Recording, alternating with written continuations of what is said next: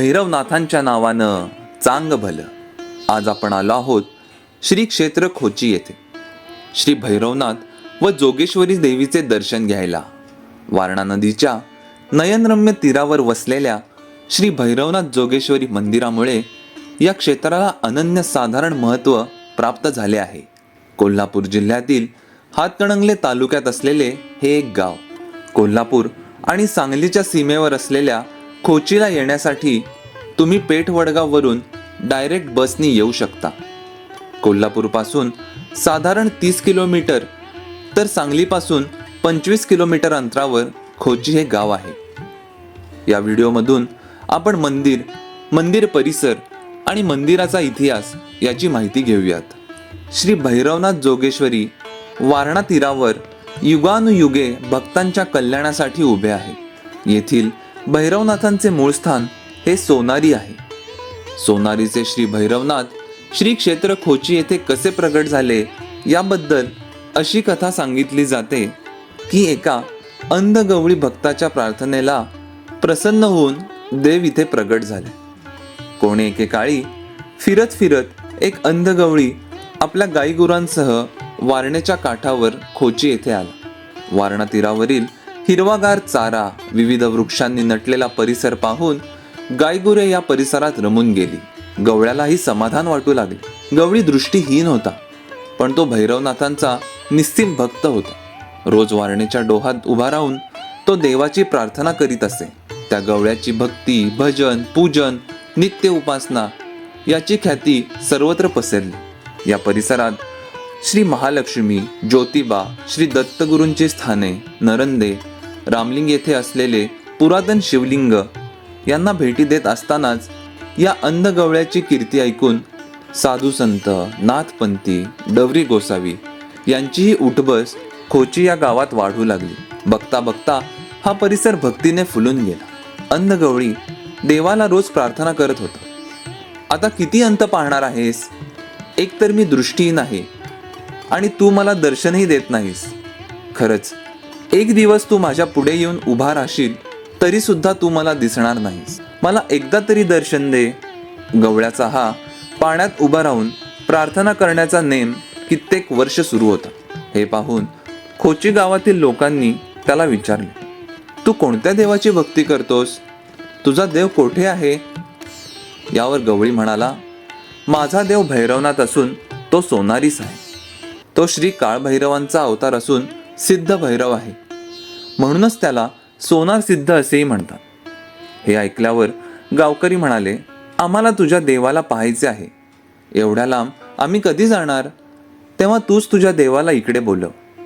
यावर गवळी बोलला, एक ना एक दिवस माझ्या भक्तीसाठी देव वारणेच्या काठावर नक्की येतील. एक दिवस चमत्कार झाला. गवळ्याला स्वप्न पडले. स्वतः सोनार सिद्ध स्वप्नात आले. ते म्हणाले, मी आता या डोहात कुडकुडलो आहे, मला वर काढ. गवळी ताडकन उठला आणि नदीकडे चालू लागला. त्याने डोहात उडी मारली आणि काय आश्चर्य, त्याला सर्वत्र प्रकाश दिसू लागला. एका शिळेला हात लागताच त्यातून दिव्य प्रकाश बाहेर पडला. प्रखर तेजाने सारा डोह उजळून निघाला. ती शिळा घेऊन पाण्यातून वर येईपर्यंत पहाट होऊ लागली होती. गवळ्याच्या जीवनात दिव्य प्रकाश घेऊन साक्षात सूर्यनारायण उगवले होते. गवळ्याने साऱ्यांना हाका मारून हा चमत्कार सांगितला. सगळे लोक गवळ्याला म्हणाले, आम्हाला पण देवाचा काहीतरी चमत्कार दिसला पाहिजे, तरच आम्ही तुझे बोलणे खरे समजू. गवळ्याने हात जोडले आणि म्हणाला, देवा, भक्तांच्या कल्याणासाठी आणि भक्तिमार्ग दाखवण्यासाठी आपण प्रगट झाला आहात, तर कृपा करून दर्शन द्या. आणि भैरवनाथांचा धावा आणि चांग भलाचा जप सुरू केला. इतक्यात एक गाय पळत पळत आली. त्या शिळेजवळ थांबली. गायीच्या आचळातून दुधाच्या धारा वाहू लागल्या आणि त्या शिळेवर अभिषेक होऊ लागला. सारे जण चांग भलं म्हणून गरजू लागले. गवळी देवाची करुणा भाकू लागला. गवळी म्हणाला, देवा, मला डोहात दर्शन दिलेस, वर येण्याचा मार्ग दाखवलास, मी आता धन्य झालो, मला हे जीवन नको. एवढ्यात गवळ्याच्या डोळ्यात तेज प्रकट झाले आणि त्याची दृष्टी परत आली. सारे लोक आनंदाने भैरवनाथांचा जयघोष करू लागले. सारी प्रजा मुक्त हस्ताने त्या भैरवनाथाच्या शिळेवर अभिषेक करू लागली. एवढ्यात गवळ्याला कोणीतरी बोलले, अरे देवाला उन्हातच ठेवतोस की काय, काहीतरी सावली कर.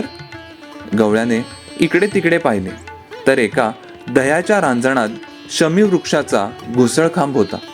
त्याने तो खांब घेतला आणि जिथे शिळा होती तेथे ठेवला आणि म्हणाला, याची सावली मी देवाला करतो.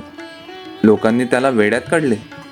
गवळी नदीला गेला आणि वारणेचे जल आणून खोवलेल्या घुसळ खांबाच्या बुडाशी घातले आणि काय आश्चर्य, त्या खांबाला हिरवीगार पालवी फुटली, फांद्या फुटल्या आणि देवावर सावली झाली. हेच ते मंदिर.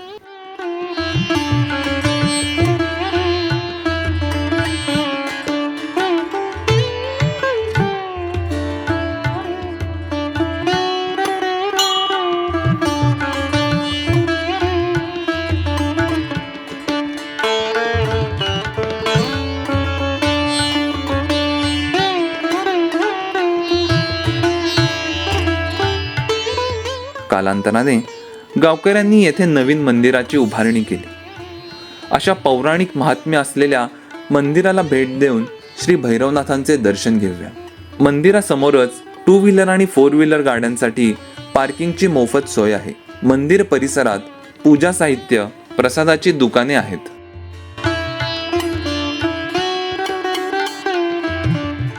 मुख्य प्रवेशद्वारातून मंदिरात प्रवेश केल्यानंतर भव्य लाकडी सभामंडप लागतो.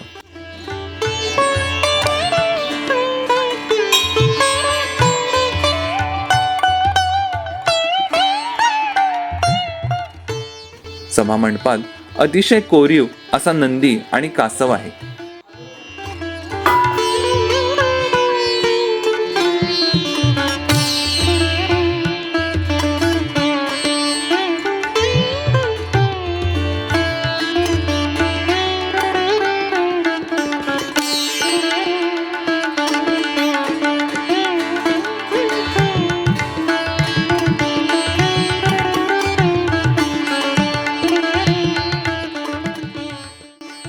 नंदी आणि कासवाच्या समोरच एका आडव्या झोपलेल्या स्त्रीची मूर्ती दिसते.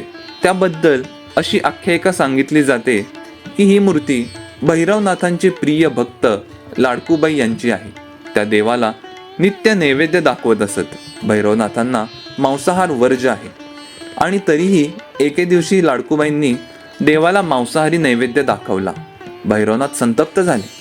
त्यांनी लाडकूबाईला शाप दिला की तुला पुन्हा माझे दर्शन मिळणार नाही. लाडकूबाईला आपल्या कृतीचा खूप पश्चाताप झाला आणि तिने देवाला उश्चाप मागितला. त्यावेळी भैरवनाथांनी लाडकूबाईला उश्चाप दिला की माझ्या दर्शनाला येणाऱ्या भक्तांची पायधूळ तुला लागेल. तेव्हापासून लाडकूबाई तेथेच आहे. मुख्य गर्भगृहात प्रवेश करताच श्री भैरवनाथांची सुंदर बांधलेली पूजा पाहून मन प्रसन्न होते. अंगारासारखे लाल भडक नेत्र, हातात त्रिशूळ, डमरू, खड्ग, तोमर अशी आयुधे दिसून येतात. श्री भैरवनाथ हे शंकराचे अवतार आहेत. त्यामुळे नंदी हे वाहन संबोधले आहे. देवाला अनेक भक्त कौल लावतात. जागृत देवस्थान असल्यामुळे अनेक भक्तांना देवाची प्रचिती आलेली आहे. रोज पहाटे 4 वाजता देवाची काकड आरती असते. त्यानंतर देवीची काकड आरती होऊन सूर्योदयापर्यंत पंचामृत अभिषेक केला जातो. यावेळी गरम तूप भाताचा नैवेद्य असतो. दुपारी 12 नंतर देवास पोळी भाकरीचा नैवेद्य अर्पण होतो. सायंकाळी सूर्यास्ताच्या वेळी देवाची चरणपूजा होऊन आरती व नैवेद्य दाखवला जातो.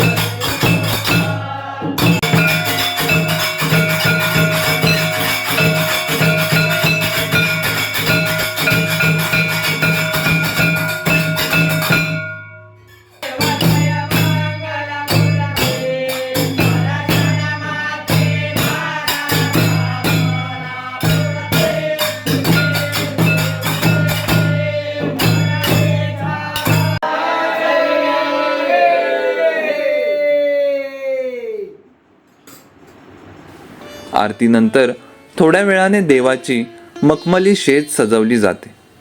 शेजारतीच्या वेळी देवाचे अंग रगडतात आणि दिवसभराचा शीण घालवण्यासाठी शेजेजवळ चिलीम मळून ठेवली जाते. शांत समईच्या प्रकाशात देव निद्राधीन होता. पहाटे काकड आरतीपर्यंत मंदिर बंद असते. गुलाल उधळून आणि भैरवनाथांच्या नावानं चांग भलचा गजर करून आम्ही देवाची अर्धांगिनी असलेल्या श्री जोगेश्वरी देवीच्या मंदिरात गेलो.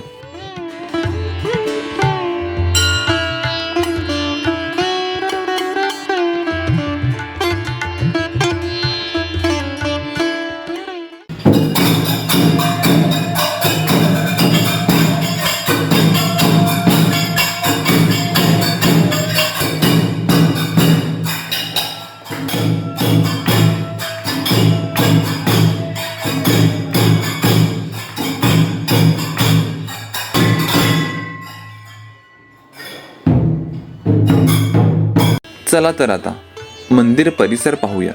उत्सवाच्या काळात भाविकांना राहण्यासाठी प्रशस्त खोल्या बांधल्या आहेत. मंदिराला प्रदक्षिणा मारताना मंदिराच्या कळसाचे दर्शन होते. मंदिराच्या सभोवतालचा परिसर अतिशय निसर्गरम्य आहे. मंदिर परिसरातच श्री दत्तगुरू, विठ्ठल रुक्मिणी, कृष्ण, काळभैरव, महादेव, गणपती यांची मंदिरे आहेत. मुख्य मंदिराला लागूनच श्री दत्तगुरूंचे मोठे मंदिर आहे.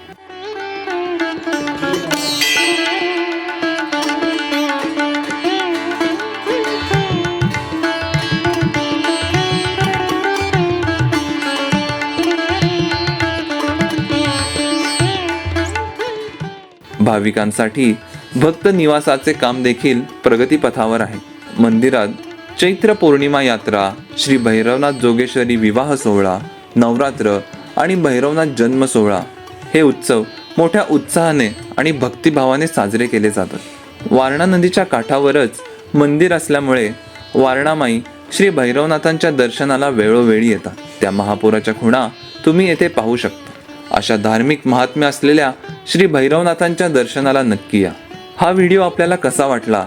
आवडला असल्यास व्हिडिओ लाईक करा आणि असेच नवीन इन्फॉर्मेटिव्ह व्हिडिओ पाहण्यासाठी चॅनेलला सबस्क्राईब करा आणि कमेंटमध्ये भैरवनाथांच्या नावानं चांग भलं लिहायला विसरू नका. जास्तीत जास्त भक्तांपर्यंत हा व्हिडिओ पोहोचवा. भैरवनाथांच्या नावानं चांग भलं.